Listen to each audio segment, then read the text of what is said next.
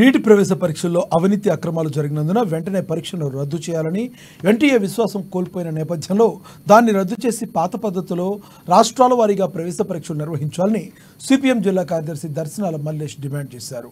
నీటి పరీక్షలో జరిగిన అవినీతిపై సుప్రీంకోర్టు సిట్టింగ్ న్యాయమూర్తితో న్యాయ విచారణ జరిపి దోషులను కఠినంగా శిక్షించాలని డిమాండ్ చేస్తూ సిపిఎం ఆధ్వర్యంలో గురువారం ధర్నా చేపట్టారు.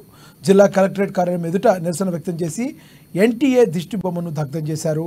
విద్యార్థులకు న్యాయం చేయాలని డిమాండ్ చేస్తూ పెద్ద పెట్టున నినాదాలు చేశారు. ధర్నాలో పార్టీ రాష్ట్ర కమిటీ సభ్యులు తొడసం భీమరావు, జిల్లా కార్యదర్శి వర్గ సభ్యులు లంక రాఘవులు, సీనియర్ నాయకులు బండి దత్తాత్రి, మంజుల, స్వామి, అరవింద్ తదితరులు పాల్గొన్నారు. 24 లక్షల మంది విద్యార్థుల జీవితాలతో ఎన్టీఏ చెలగాటమాడిందని మల్లేష్ అన్నారు. బీహార్లో పేపర్ లీక్ కావడం, ఒక్కో విద్యార్థి నుండి 30 లక్షల వరకు లంచాలు తీసుకోవడం బాధాకరమని తెలిపారు.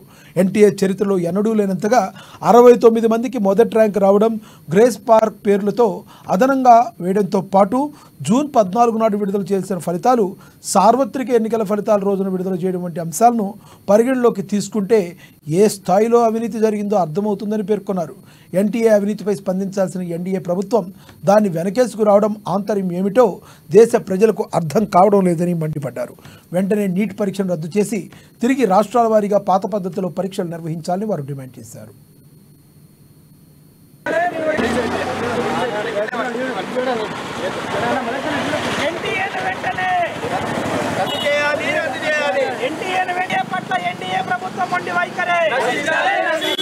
ఎన్టీఏ పట్ల నీట్ పరీక్షలు వెంటనే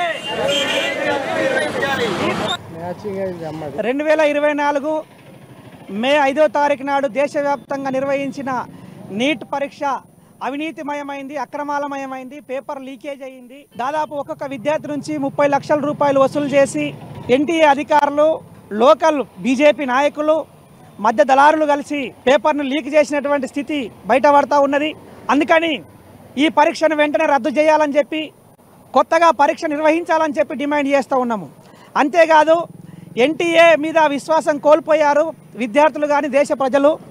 ఎన్టీఏను రద్దు చేయాలా, 2013 కన్నా ముందు రాష్ట్రాల వారీగా ప్రవేశ పరీక్షలు నిర్వహించేవాళ్ళు ఆ పాత పద్ధతినే ప్రవేశపెట్టి రాష్ట్రాల వారీగా మెడికల్ కాలేజీలో కానీ మెడికల్ సీట్లకు భర్తీ కోసం ప్రవేశ పరీక్ష నిర్వహించాలని చెప్పి సిపిఎం పార్టీగా డిమాండ్ చేస్తూ ఉన్నాము. దాదాపు 24 లక్షల మంది విద్యార్థులు నీట్ పరీక్ష రాసి వాళ్ళ జీవితాలు ఇప్పుడు అగమ్య గోచరంగా మారినాయి. కేంద్ర ప్రభుత్వం ఇప్పటి వరకు స్పందిస్తలేదు, ఎలాంటి అవినీతి జరగలేదని చెప్పి ఇంకా వెనకేసుకొచ్చేటటువంటి ప్రయత్నం చేస్తూ ఉన్నారు.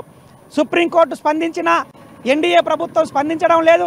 ఇది అవినీతిని ప్రోత్సహించడం తప్ప, ఎన్టీఏని వెనుక వేసుకొని రావడం తప్ప ఇంకోటి కాదు. వెంటనే ఎన్టీఏ అధికారులపైన చర్యలు తీసుకొని ఈ పరీక్షను రద్దు చేసి కొత్తగా రాష్ట్రాల వారీగా నిర్వహించాలని చెప్పి సిపిఎం పార్టీ